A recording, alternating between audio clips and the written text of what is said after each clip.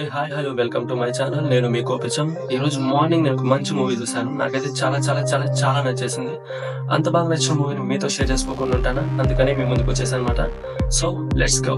రామ్, మీ మనసులో భయానికి చోటిస్తే డాడీ ఉండడు, డాడీకి చోటిస్తే భయం ఉండదు. అనగనగా ఒక అడవిలో ముఫాసా అనే రాజు ఉంటాడు. ముఫాసాకి సింబా అంటే చాలా ఇష్టం. సో మీకు ఇప్పటికీ అర్థమైపోయి ఉంటుంది మూవీ ఏంటో. అనగనగా ఒక అడవిలో సో జనరల్గా మనకు అనగనగా వినగానే మన చిన్నతనంలో మన అమ్మమ్మలు తాతయ్యలు చెప్పిన స్టోరీస్ గుర్తొస్తూ ఉంటాయి. ఆల్మోస్ట్ ఈ స్టోరీ మొత్తం కూడా వాటి మీద బేస్డ్ అయి ఉంటుంది అనమాట. ఈ హోల్ స్టోరీ ద్వారా డైరెక్టర్ మనకి చెప్పాలనుకుంది ఏంటంటే ఒకే ఒక్క పాయింట్, బట్టి పట్టడం కాదు, అర్థం చేసుకొని చదవాలి. Ma'am, this is an international school. మీ సొంత కొడుకు కూడా 5 సబ్జెక్ట్స్ లో ఫెయిల్ అయ్యాడు. రామ్, ఎగ్జామ్ లో ఎందుకేం రాయలేదు? Speak up. నువ్వు స్కూల్లో ఉన్నట్టు ఇంట్లో కూడా ఉంటే ఎలా? ఓ రియల్లీ? మరి నీ ప్రేమ పాస్ చేసిందా? అండ్ మెయిన్గా ఈ మూవీలో కొన్ని ఎమోషనల్ సీన్స్ ఉంటాయి. అవైతే నిజం చెప్తున్నా హార్ట్ టచ్ అవుతాయి అప్ప, ఇది మాత్రం పక్కా. తల్లి జన్మనించినప్పుడు కేవలం ఒక ప్రాణం పుడుతుంది. ఎప్పుడైతే బ్రతుకు మనకు కష్టాలని ఇస్తుందో అప్పుడు ఒక జీవితం పుడుతుంది. ఎందుకు రామ్ నేనంటే నీకు అంత ఇష్టం? ఎందుకంటే నువ్వు నాన్నవి కదా. అండ్ మెయిన్గా ఈ మూవీకి అడ్వాంటేజెస్ ఏంటంటే first one, lead role actors Sumanth గారు అయితే చాలా బాగా చేశారు.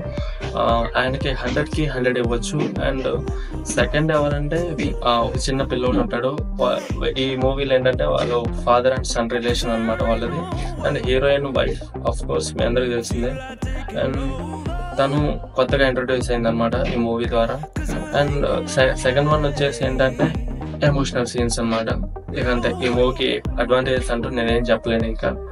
అండ్ డిసడ్వాంటేజెస్కి వస్తే ఫస్ట్ వన్ స్టోరీ అండి, రొటీన్ స్టోరీ అంతా. బట్ కొన్ని ఎమోషనల్ సీన్స్ పెట్టేసి హైలైట్ చేశారు. అండ్ సెకండ్ వన్ వచ్చేసి బీజియం పర్లేదు మూవీ వరకు. బట్ కొన్ని ఎమోషనల్ సీన్స్ దగ్గర హైలైట్ చేయాల్సింది పోయి డౌన్ చేశారనమాట. అందువల్ల కొంచెం మూవీకి హైప్ తగ్గిందనమాట. బట్ ఓవరాల్గా మూవీ అయితే బాగుంటుంది. థియేటర్ ఎక్స్పీరియన్స్ అయితే ఇంకా మంచిది.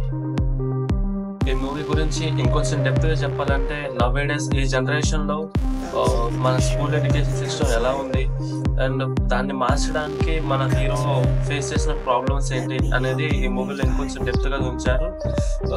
అవైతే చాలా బాగుంటాయి.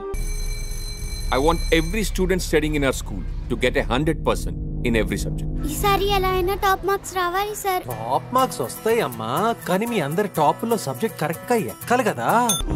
అండ్ ఈ మూవీ చూస్తూ లాస్ట్కి వచ్చేసరికి ఒకటి మాత్రం ప్రూవ్ చేస్తుంది. అదేంటంటే పిల్లలకి చదువు ఎంతవరకు అర్థమవుతుంది అని కాకుండా వాళ్ళకి వచ్చే మార్క్స్ని బట్టి క్యాలిక్యులేట్ చేసే పేరెంట్స్కి టీచర్స్కి ఇది రాంగ్, ఇది తప్పు అని ప్రూవ్ చేస్తుంది. ఇది మూవీ అయిపోయడానికి మనకు అర్థమవుతుంది అనమాట. అండ్ ఫైనల్గా thanks for watching my video. మీకు ఈ వీడియో నచ్చిందంటే లైక్ చేయండి, కామెంట్ చేయండి, సబ్స్క్రైబ్ చేసుకోండి.